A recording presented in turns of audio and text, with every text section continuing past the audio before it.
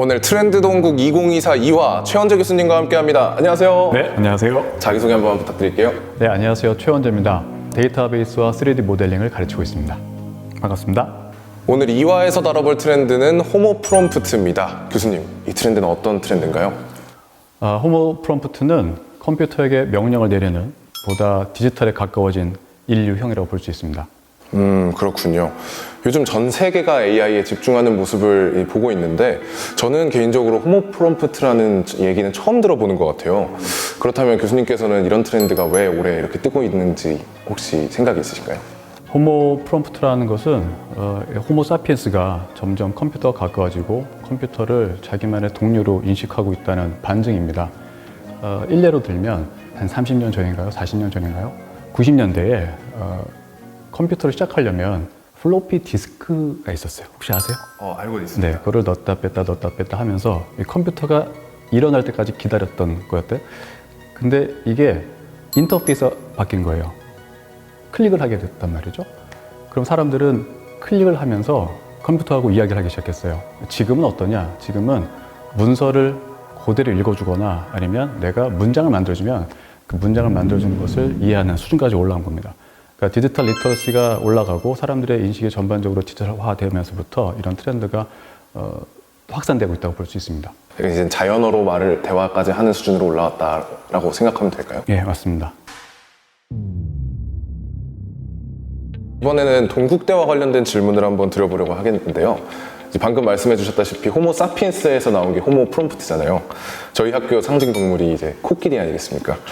이 귀여운 마스코트 아코가 코끼리인데 이 많은 분들이 아시는 것처럼 코끼리 하면 되게 똑똑한 동물로 알려져 있습니다.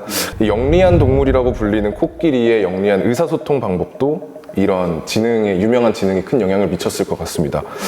앞서 호모 프롬프트라고 말씀해 주신 이 인간끼리의 소통, 인간과 컴퓨터의 소통이 있었다면 그 대신 엘레팡 프롬프트, 그러니까 코끼리가 소통하는 거라면 어떤 점이 좀 차이가 있을까요?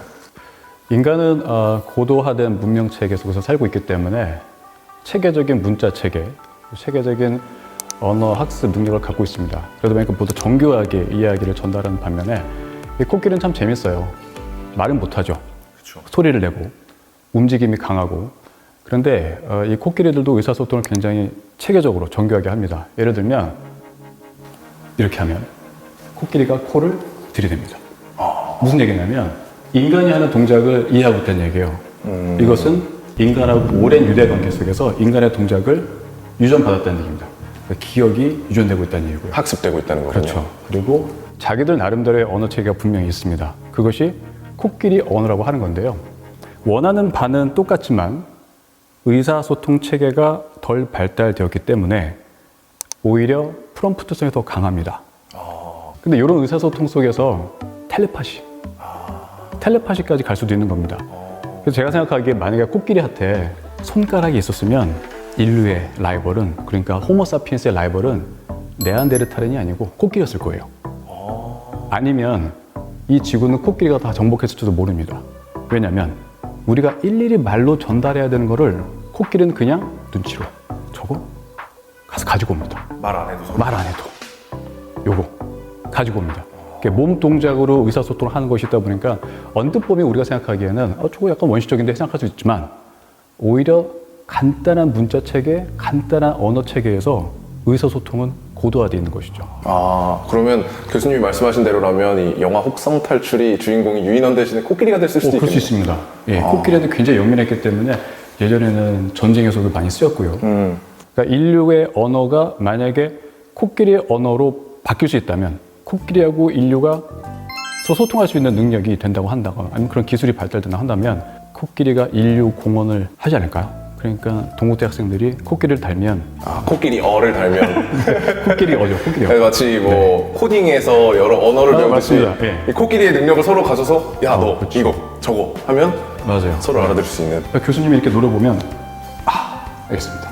그리고 학생이 노려보면 A 플러스 이렇게 되는 거죠. 그러면 수업 들을 때도 생각을 좀 조심하게 해야겠네요. 그렇죠. 다 읽을 수 있는 거죠. 딱 이렇게 보다가 재미없어, 졸려 이렇게 보다가는 너 F입니다. 말 안 해도 F 이렇게 될 수 있는. 그렇게 되는 거죠. 조심해야겠네요. 조심해야 이렇게 되면. 됩니다. 네. 알겠습니다.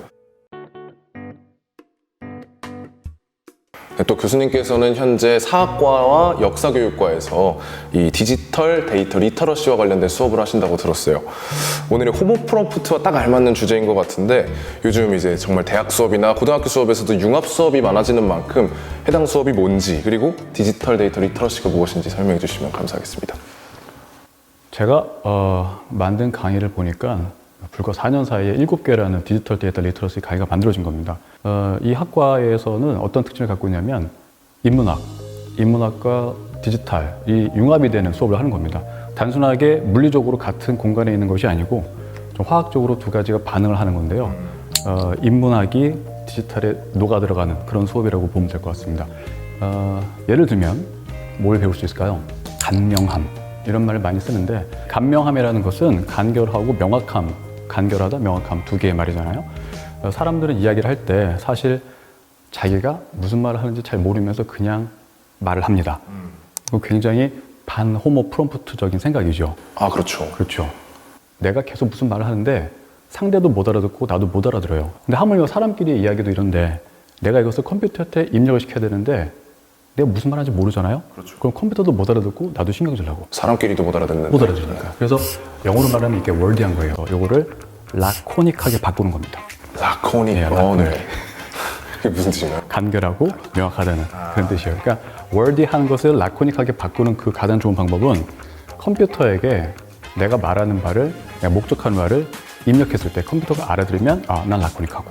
그렇지 못하면 난 여전히 월디한 거고. 네, 그런 것을 배우는 거죠. 예를 들면 우리가 외국어를 배워요. 근데 그 외국어를 배울 때 그 언어만 배우고 흉내내면 언어를 배우는 게 아니고 그냥 말을 배우는 거잖아요. 그렇죠. 그런데 여러 가지 디지털 수업을 만들다 보면 거기에 익숙해지는 거예요. 경험을 하게 되고요. 예를 들어서 내가 영어를 배운다. 그러면 뭐 해야 될까요? 우리나라에서 어휘를 배우고 문법을 배우고 가보면 좋죠. 그래서 현지에 가서 햄버거도 먹어보고 피자도 먹어보고 저는 그런 수업을 원하는 거예요. 아, 직접 해보는. 그렇죠. 직접 해보고 내가 얼마나 월디한지 내가 컴퓨터하고 의사소통할 수 있는 사람인가를 한번 증명해 보이는 거죠. 역사정보 데이터베이스라는 수업이 있으면 컴퓨터가 알아들을 수 있는 데이터베이스를 만들어주는 거예요. 동료가 되는 거죠. 그러니까 컴퓨터하고 내가 이 동료 관계를 유지하거나 계속해서 일을 할 때 필요한 것들, 그 기술, 그 역량을 습득하는 그런 수업이라고 보시면 됩니다. 설명을 들으니까 약간 아리송했던 것들이 좀 풀리는 기분이네요. 호모 프롬프트라는 게 발전하는 만큼 이 컴퓨터라는 걸 그대로 사용하는 것보다도 좀 더 제대로 사용하고 내가 원하는 바를 제대로 정확하게 알려주는 게 역할인 것 같은데 그런 걸 알려주시는 수업인 것 같네요. 맞습니다. 제 수업에서 목적하는 바는 전문가를 양성하는 게 아니에요. 그렇지만 앞으로 호모사피엔스의 진화 과정에서는 분명히 디지털, 가상세계, 증강현실, 혼합세계 이런 것들이 닥칠 거란 말이에요. 이미 시작했잖아요. 그쵸. 근데 그런 데에서 살아갈 수 있는 시민을 만드는 거예요. 예를 들면 글씨 쓰기. 이건 기술이었었어요, 예전에는요. 근데 지금은 그 누구도 이것을 기술이라 생각하지 않습니다. 이게 리터러시인 거예요. 그러니까 엄마 아빠가 새끼 호모사피엔스가 커갈 때 제일 처음 가르쳐 주는 게 젓가락질, 숟가락, 펜, 연필 잡는 거. 마찬가지로 디지털도 이렇게 배우는 거예요. 그러니까 여러 가지의 디지털 리터러시를 배우려면 그 디지털 과목이 많아져야 되는 거죠. 그러니까 절대 전문가를 가르치는 것이 아니고 학생들이 한 가지 오해하고 있는 게 있는데 디지털이다, 데이터다 이런 단어가 들어가 보니까 어려워해요. 그게 절대 아닙니다. 그러니까 제가 가르쳐 주는 거는 디지털로 젓가락질하기, 디지털로 펜 잡고 연필 잡고 글씨 쓰기 해주는 거예요. 호모 프롬프트 대상으로는 대학생이 아니고 마치 어린이집 교사 같은 느낌으로 가르쳐 주시는 거네요. 네, 맞습니다. 이렇게 좋은 도구로 컴퓨터를 사용할 수 있는 그렇게 만들어 주시는 수업 같습니다. 앞으로도 이런 수업이 많아져서 저도 한번 들어봤으면 좋을 것 같습니다. 네, 들어오십시오. 네. 언제든지 환영입니다.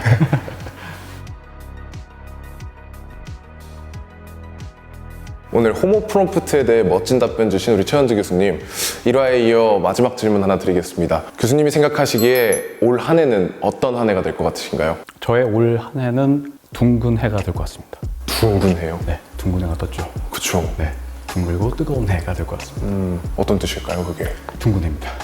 아, 그냥 둥근 해인가요? 네, 둥근 해예요. 그러니까 이 질문을 제가 받았을 때 어떤 생각했냐면 이 해가 year를 말하는 건지 sun을 말하는 건지 그러니까 의도한 거는 years 거란 말이에요. 근데 저는 대답을 sun으로 했어요. 네, 이런 한 해를 만들고 싶습니다. 이건 월디한 답변 아닌가요? 아주 라코닉합니다. 이게 무슨 얘기냐면 네. 요즘에 사람을 조금 뭐랄까요? 너무 쓸모 있는 것들 위주로 생각하다 보니까 안 좋아졌어요. 쓸모 없는 대답을 많이 하는 해를 만들고 싶어요. 시집도 읽고. 그러니까 요즘에 시집 읽으라고 그러면 그런 거 왜 봐요? 취업 준비하는데 바빠요. 아니에요. 그 시집도 읽고 소설도 읽고 직접 써보기도 하고 연극도 보고 영화도 보고 내가 해보기도 하고. 그러니까 누가 봤을 때 조금 쓸모없는 그런 해. 약간 둥글게 들어가는 그런 해. 여기서 둥글다는 둥글둥글 이어를 말하는 거죠. 그런 해를 만들고 싶은 거죠. 좀 더 좀 속된 표현으로 하자면 유두리 있는. 네, 맞습니다. 그런 거. 제가 추구하는 것은 이 펜을 쥐고 글을 쓰기를 시작하는 데까지 시간이 걸리는 것이지, 이거를 쓰기 시작하면 펜 글씨를 쓰는 사람이 될 수 있고, 이렇게 있잖아요. 이렇게 돌리고 네. 이렇게도 할 수 있고 여러 가지를 쓸 수 있잖아요. 그러니까 이 펜을 가지고 쓰기만 한다고 생각하는 사람은 이렇게 돌리는 거를 못했을 거란 말이에요. 근데 이렇게 돌리는 거에 그 선수권 대회도 있어요. 진짜. 네, 전 세계 선수권 대회도 있어요. 그런 거. 그러니까 뭔가 남들이 생각하지 못하는 걸 파생하게 하는 그런 수업이 디지털 수업인 거예요. 그러니까 디지털 데이터 수업이라고 해갖고 이거 따까따까 이것도 필요하겠죠. 근데 이거는 그냥 요 펜이에요. 이 펜을 가지고 컴퓨터 키보드를 가지고 컴퓨터를 가지고 무엇을 할 것인가, 그 생각, 그 사고를 만들어내는 수업이라고 보시는 게 더 좋아요. 그러니까 실질적으로 제가 원하는 거는 올 한 해 동안 우리 동국대 학생들이 많은 시집도 읽고 연애도 하고 꽃도 보고 놀러도 다니고 약간 문학적인, 약간 철학적인 그런 생각을 많이 하는 그런 둥근 해가 됐으면 좋겠습니다. 저도 마찬가지고요.